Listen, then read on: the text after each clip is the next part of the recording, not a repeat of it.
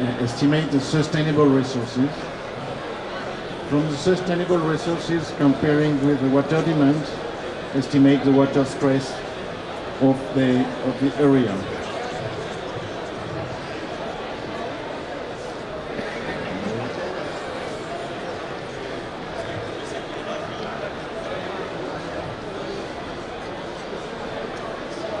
So we have two regions here. We are in the north of Namibia. Namibia is just north of South Africa. This is one of the driest regions in sub-Saharan Africa. And with two contrasted regions. The Kulene region is the region of hilly and mountainous landscape.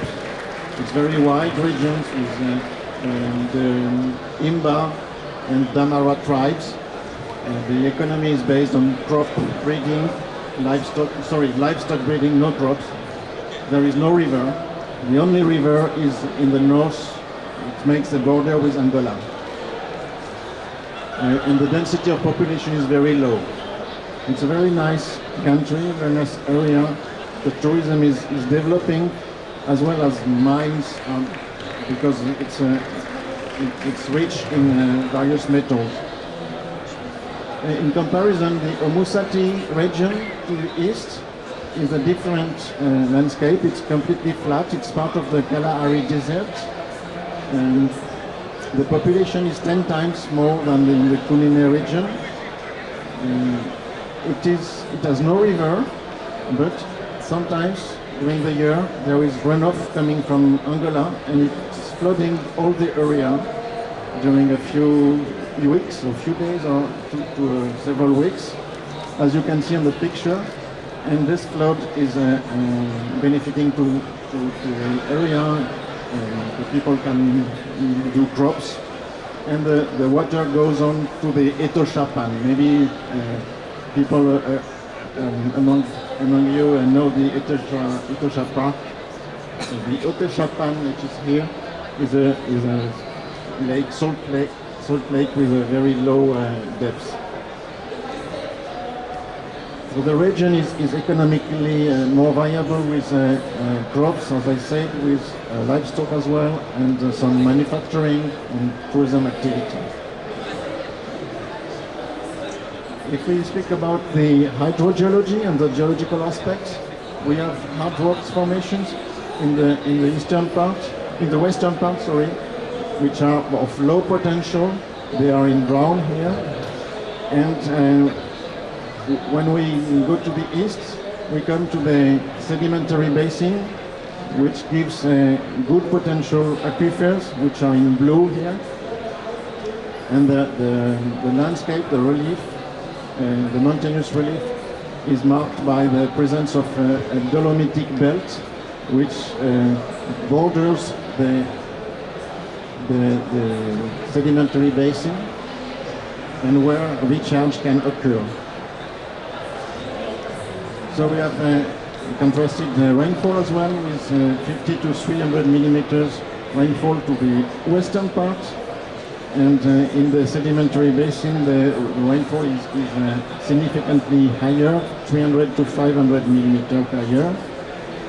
So it gives high potential to the aquifers, but it is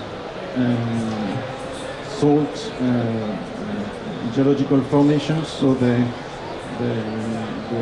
water quality is unfortunately not as drinkable standards. So except in the north of Omusati, in this area, it has shifted a bit. The north of Omusati here is supplied by water by the river with a canal coming from Angola. But all the other areas are depending on groundwater for their water supply. So we have computed the recharge. To evaluate the groundwater recharge, there is many methods that we can use, but we have chosen to use the water budget method. This water budget method computes first what we call the effective precipitation. So it's a bit technical, but It's the effective precipitation is no more than that. The precipitation minus the water which goes back to the atmosphere by potential evaporation and transpiration of plants. So you remove this evaporation from the precipitation, you get the effective precipitation. Then the effective precipitation, we will divide it into runoff, which goes at the surface of the earth, and infiltration, and this infiltration is what we are looking for.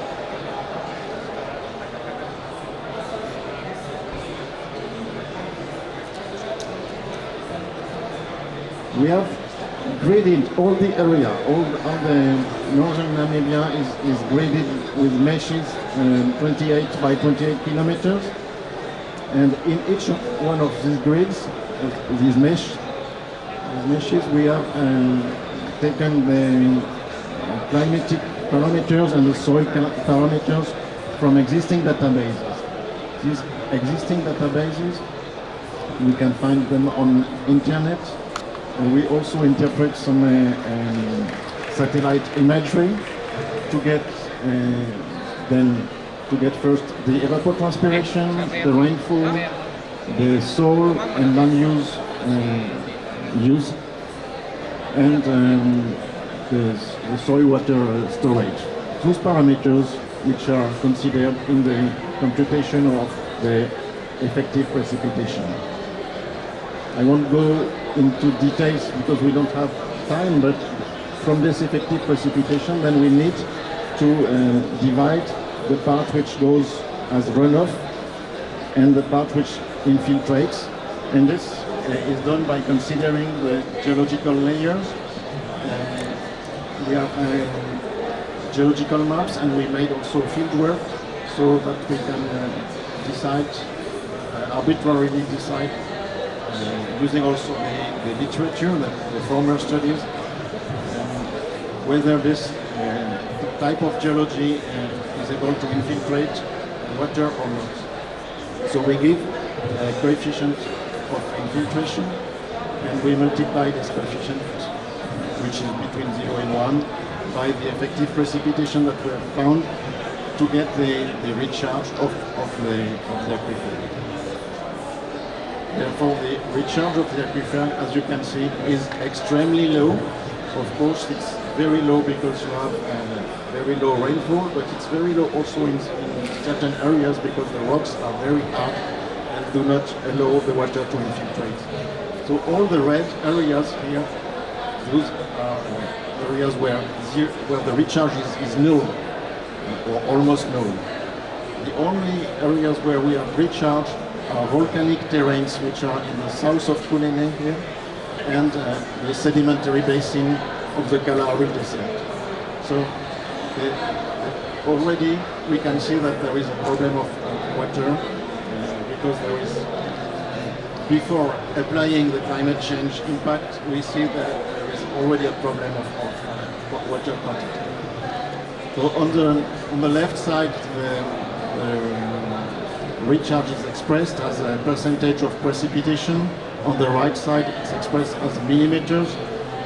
Everyone can see that those figures are very low. The average of recharge in Namibia is 1% of the precipitation, and 1% of a low rainfall is a few millimeters. So we are dealing with a few millimeters of recharge per year. Now we want to consider the impact of climate change.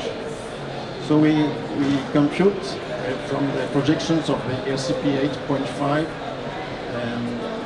we computed what would be the recharge in the next 30 years, which we call mid-term, and in the following 30 years we call long-term.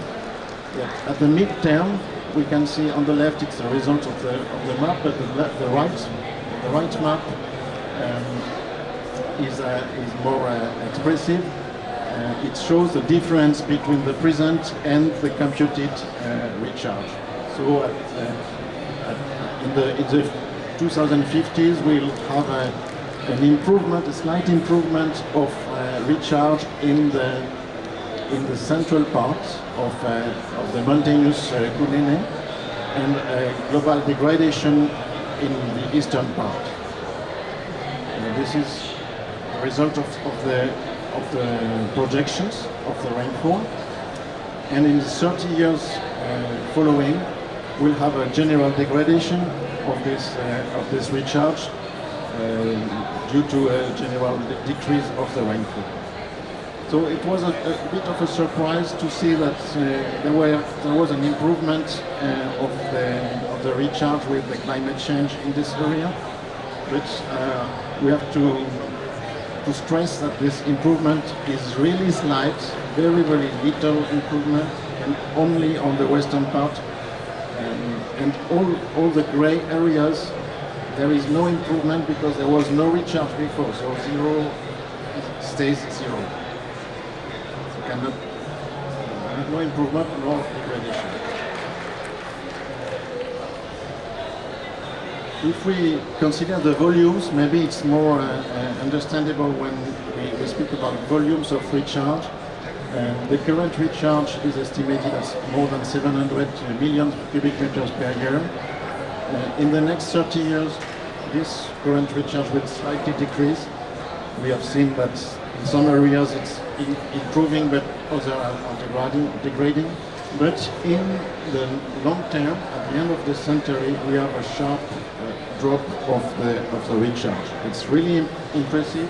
It's almost half. It's 42% of recharge decrease by the end of the century.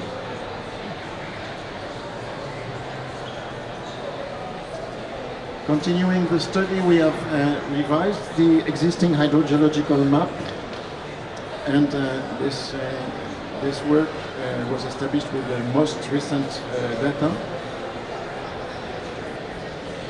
Then the potential of the aquifer is estimated very low in the eastern part, as I said earlier, and we can see it by the brown colors, and much better when you go east toward the sedimentary basin.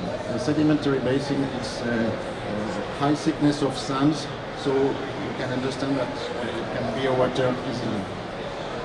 Unfortunately, this sedimentary basin is salty.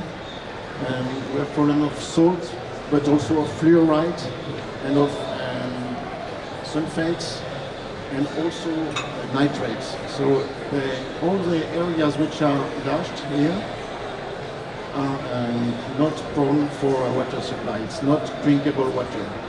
So they not only have a problem of quantity, they also have a problem of quality, of water quality. And the areas where there is some water available, this water, most of it is not drinkable. It means that if they want to pump this water, they need to process it, to treat it, and of course they cannot afford it for most of the population, which is rural population. There is no treatment plan for the water supply. So we can see that the aquifer potential, which has been computed, must be now compared to the recharge that we have computed earlier to know the quantity which is available. This is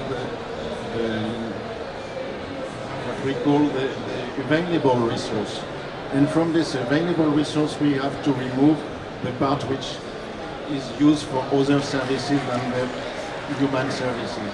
I mean, the wetlands, for instance, which are an ecosystemic service.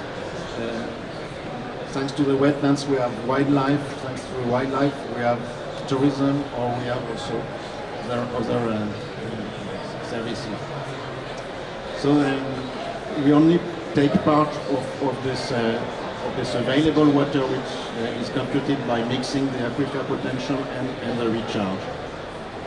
And this gives a sustainable groundwater resource map. In the sustainable groundwater resource map, we computed for the next 30 years and for the next 60 years. And we can see that if we make the difference between the future and the present situation, at mid-term, the situation is degrading. the situation is degrading in the eastern part, all the Etosha basin, but also in the eastern part of the Kunene area. It's not degrading in the central part because of the higher recharge that they will get at midterm. But in the long term, in the long run, the degradation is total, all the country. And again, the white areas is because there is no water at all. So it cannot degrade more because there's already zero water available.